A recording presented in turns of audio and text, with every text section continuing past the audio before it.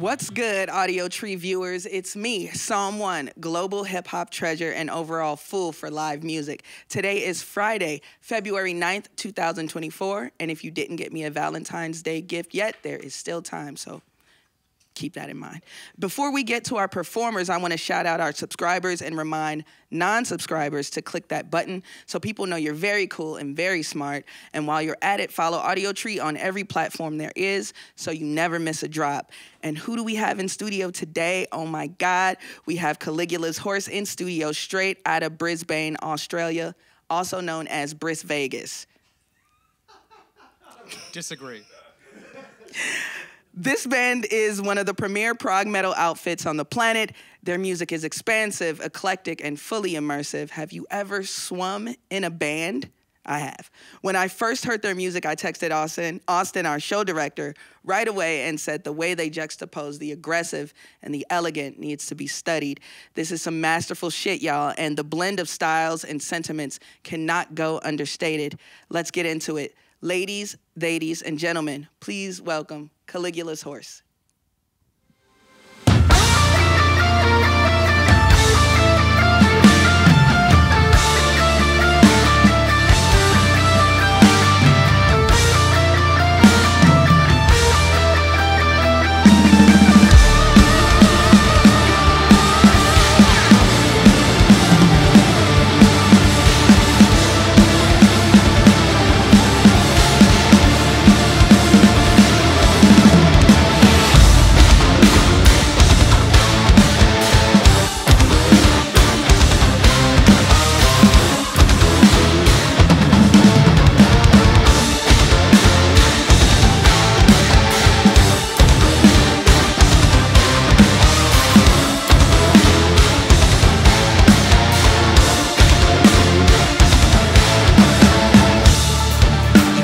Wait!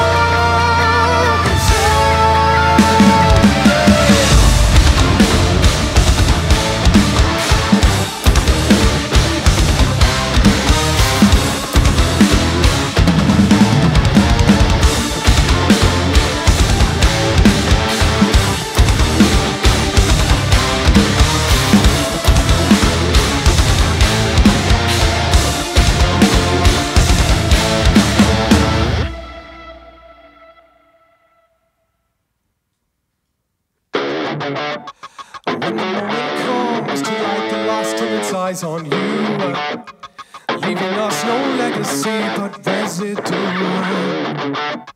It's when you preach your promises that the filth was always there, like we were always dead.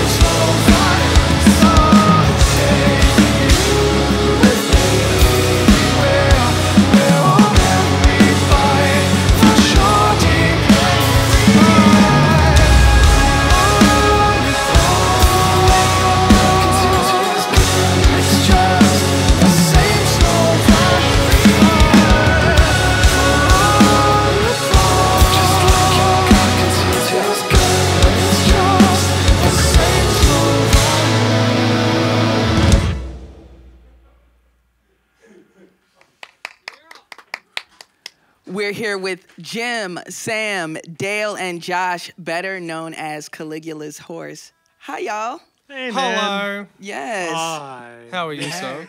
I'm doing good. How y'all doing? Yeah, look, I'm not going to lie to you. We're pretty tired. It's been we're halfway through an American tour right now. So what you're looking at is a bunch of like sleepless, approaching middle-aged, mostly dads. Okay. But yeah, we're doing our best. You don't sound haggard and withered. That's great, thank you. I appreciate that. That's a compliment, but it belies how we feel. I suppose. It is all on the inside, I tell you. Yeah, Dale, you were doing some stretching with my partner during load-in. I'd be jealous, but y'all are a great band, so be it.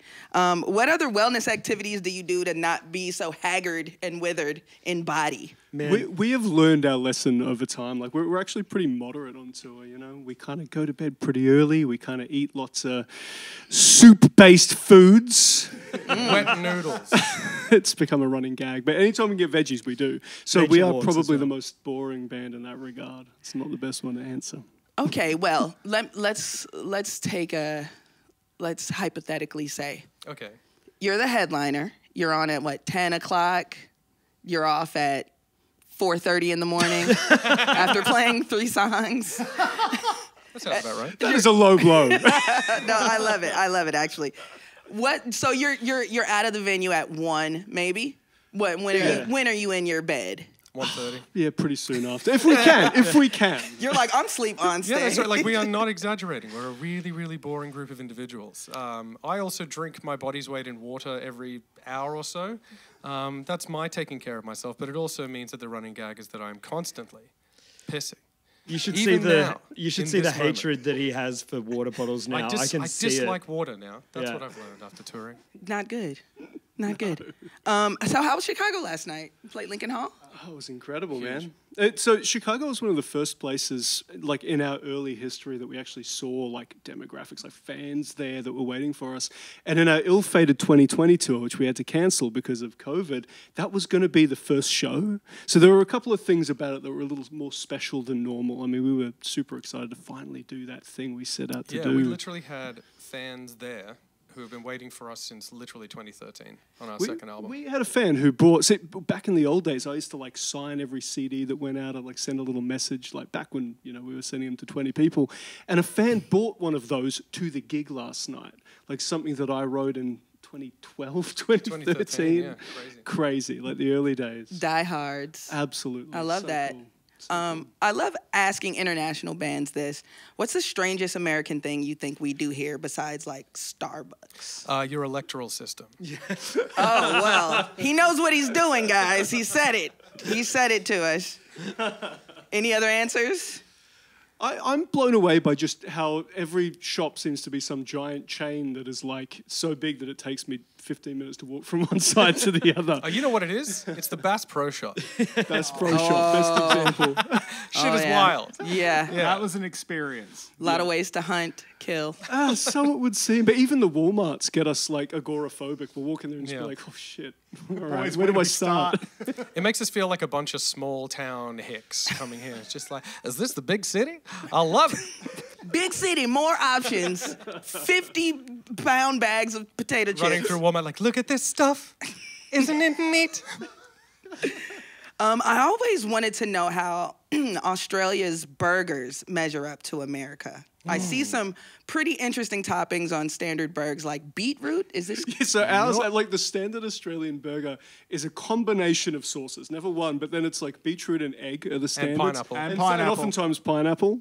And like we're down with that, right? Yeah, and if you remove any of those items, you are distinctly un-Australian. You got to have a bit of barbecue sauce on that particular burger, though. Barbecue sauce is the clincher. But with tomato as well, right? Because you can't make a decision. So let me highlight that both the barbecue sauce and the tomato sauce are also trash sauces as well. They're not even good. But they have it's essential. Yes. But here's the thing. The thing I just described, we love it. So I'm so interested in having one, like a very, very standard, very traditional Australian burger. I can see in your face that you were lying about that. I'm not lying. I'm not lying. I love burgers. I don't know if you could tell, but I love me a fucking cheeseburger. So I want to understand, you know? Don't threaten me with a good time with burgers, man. Burgers are a hot topic. Me, you, my partner, we do some yoga, eat some burgers for balance. Yeah. So I'm a bad mom to fish and plants, as you can see. But Supernova, she's hanging on by a thread. She's gonna pull through. Look at her go. So you mentioned kids. Are any rest of y'all parents to pets, plants, or humans back at home? Only humans. Only humans. My wife is a parent to many plants, but I don't take part in that game. Unlike this guy. Yeah, I'm a plant aficionado. How Hit me with a plant. Don't. Supernova, please save her. Please save her. I got a cat and a dog, and they're cute as. And so you're missing them a little bit. I am. So Sam, I know you said your kid put that sticker on your fancy piece of gear. So that's like it was the setup was that this would be something like he wants to give me something of his that I can like look at when I'm on stage. And I mean, for a 4-year-old, I think that's actually quite a lot of foresight. It's actually pretty clever. Yeah. But it's very nice. Yeah, it's like buying a Bentley and then putting a bumper sticker on it. Except way more meaningful. Yes, absolutely. And speaking of meaning, I want to get back into this music. So when y'all are ready, please hit me with it. I need it. Shall we? Yes.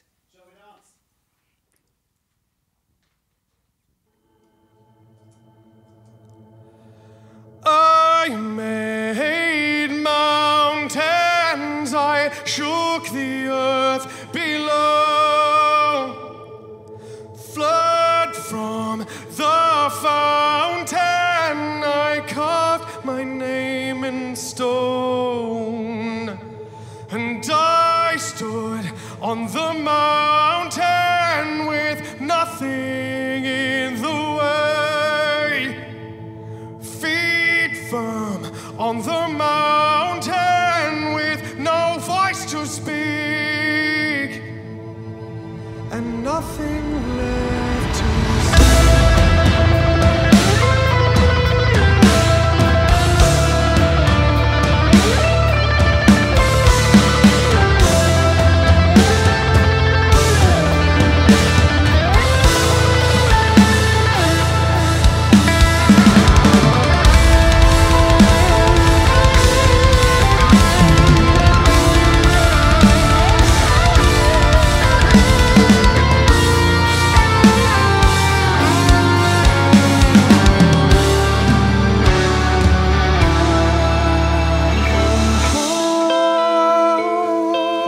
beats in your breath. So in breathing deep for a while, not yours but our breath, not yours but our breath. It's not yours. You breathe with me and speak in this broken and empty voice of us.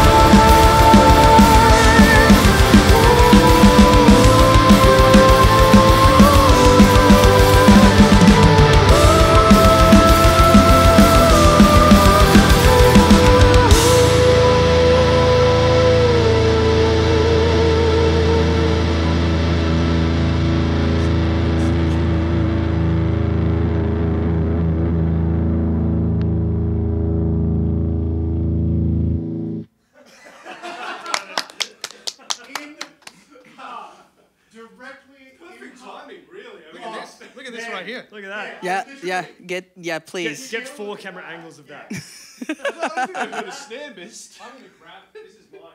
That is like. Hey, can you sign it for me, Jim? Yeah. Yes. Sign it for me. I think this one might be closer to my size. He said with no innuendo encouraged at all. No. At all. You're not, right? It took one song.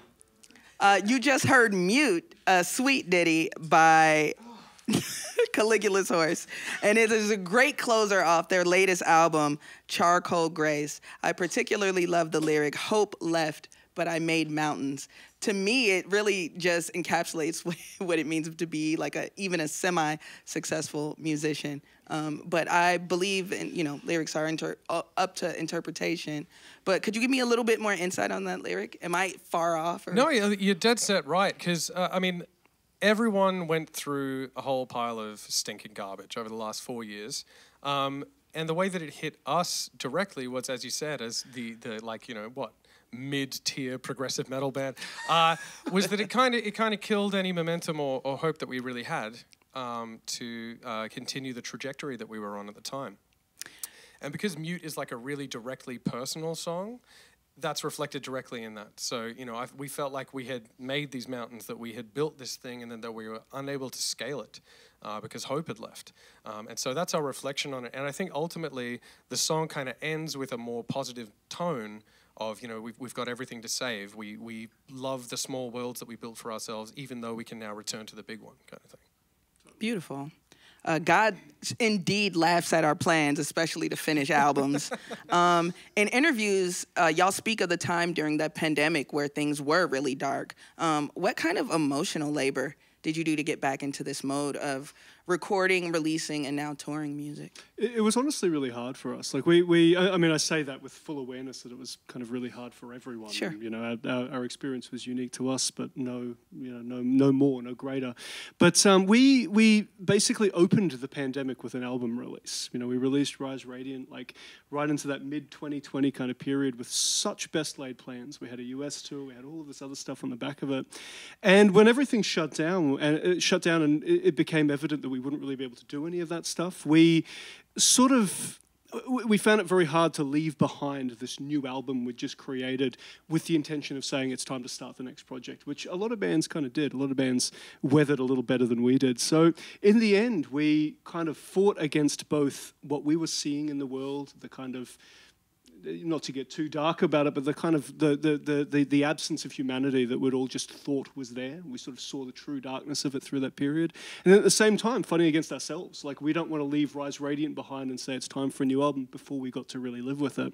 So when we actually started to write the material that would become Charcoal Grace, it took much longer for us to begin that process. We had to just throw a bunch of ideas, find out kind of who we were in this post-pandemic period.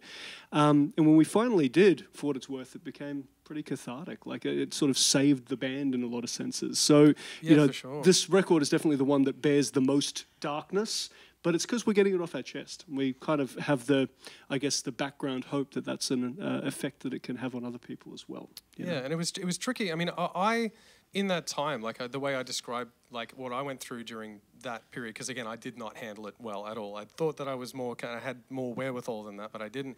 And I completely lost the guy that I was before that. I didn't know if I could get up on stage again. I didn't know if we could write an album again. I went into the writing process with a lot of trepidation, and it's only through working with these guys and how much we love and care for each other and how practiced we are at writing together that it really brought it together. And we went, yeah, no, this is what we do. This is who we are. It was really nice. Had to get a little bit more reassurance, Yeah, for sure. But you just lived through it, right? Mm-hmm. So can you walk me a little through your band history? Like, how and where did y'all meet?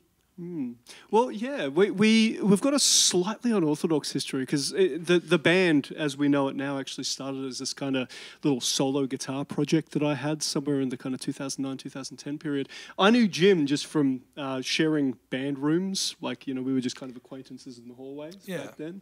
And I remember I asked him to guest on one song on this little project, and I don't know, we had a good time, and we decided eventually we'd have to form a band around it. But what's really interesting is, like, although Dale is the kind of youngest member in the band, what you say, it's like 5 years almost to the day. Is that what you're saying? Yeah, that sounds right. Something like 12 that. years old, I'm pretty sure. But here's the thing, like, Dale was like one of my best friends at university college, I guess you guys say, when I was actually writing the first album. So he goes right back to the beginning as well. And of course, Josh joined the band around just before the In Contact period. 2016. Yeah. So I mean, like, I guess there's not much more to say about it. We're all Brisbaneites, or at least around there. We all are kind of music school geeks and things like that. It probably speaks to the music we Speak play, for yourself, I suppose. man. I'm cool. Are you? Very, very cool. I didn't Just know he was look at cool. me. This is news to me. So Mum says so. You need my shades? So you can help a little. take it. Okay. we're going to do this for the rest of the set. All right. Sounds good. But no, that's it, The lineup that we've had now has been a lineup since Dale joined, and it's just been great. Dude, they work so well. Yeah. Can I point out, Sundays don't normally suit Jim. So will- there you go. We found him. I'm going to give you. I will purchase these off you right now. They're a little sweaty, so. When I was a younger rapper, I was hell-bent on, like, double timing my flow, meaning this, like, rapid-fire staccato sort of thing. But there were some songs I couldn't perform because the writing was just too complex. I hated that, and I learned very fast to adjust my lyric writing to the performance. Have y'all ever written a song that once you took it to the live performance, you were like, what the fuck? Like, Okay, like, I'm going to say yes, there's probably many anecdotes, but I think the funniest one is, like, every time we write an album, there's always, at some point, I send Josh a text message with, like, some hypothetical bullshit that I've been working on, like, hey, is this possible? And his answer will always be like, yes.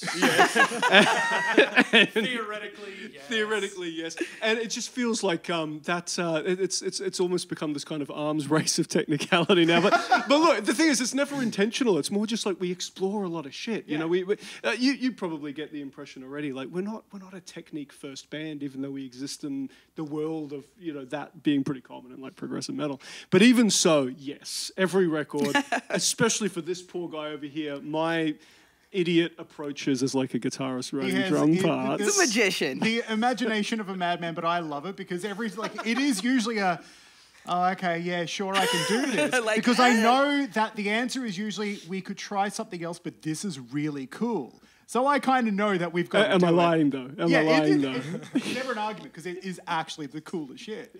But yeah, I have often shot myself directly in the foot. And then the other foot, by writing lyrics and phrasing that I cannot perform outside of the studio without dropping it. I think the Storm Chaser is probably the best example of that off of Charcoal Grace, where it's like, live, I walk away from a verse chorus of that and I do this, just... He's on like supplemental oxygen out the back. back to it. Oh, man. Thank you guys for being such a wonderful guest today. And we're going to close out with one of your magic cool songs that are... Hard one. Yeah, hard one. it is a hard... Difficulty level, what, 9, 10? 8.5. Okay. You reckon? Yeah, 8.5. That's... We all good? That's a good pizza. Well, let's do it.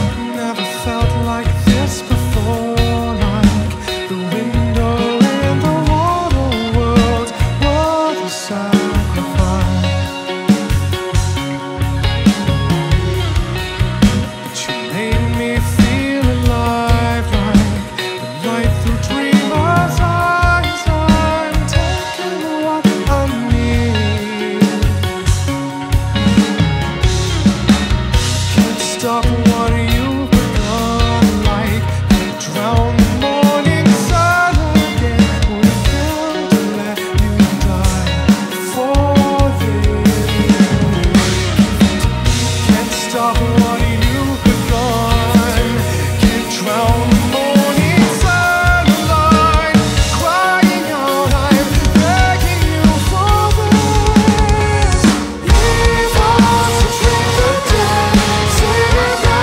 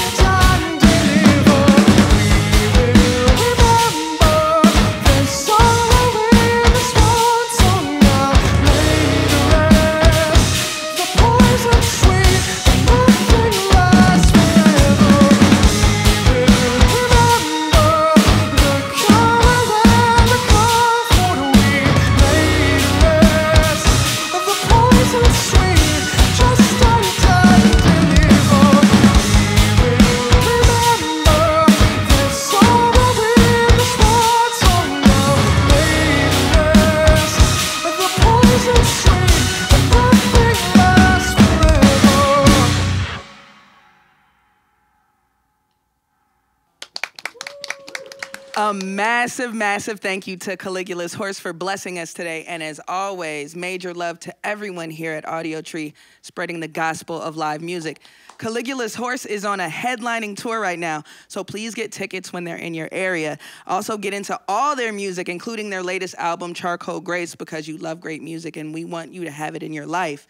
Once again, likes are good, but subscribing to Audiotree means you get these dope videos at the top of your feed as soon as they drop, so do that.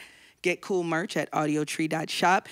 And if you want the session audio, get it on apps like Tidal or wherever you stream your music. Finally, follow Audiotree on social media for more fun content. I'm Psalm 1, and I'm here for good music and good conversation. Till next time, stay dangerous. Peace.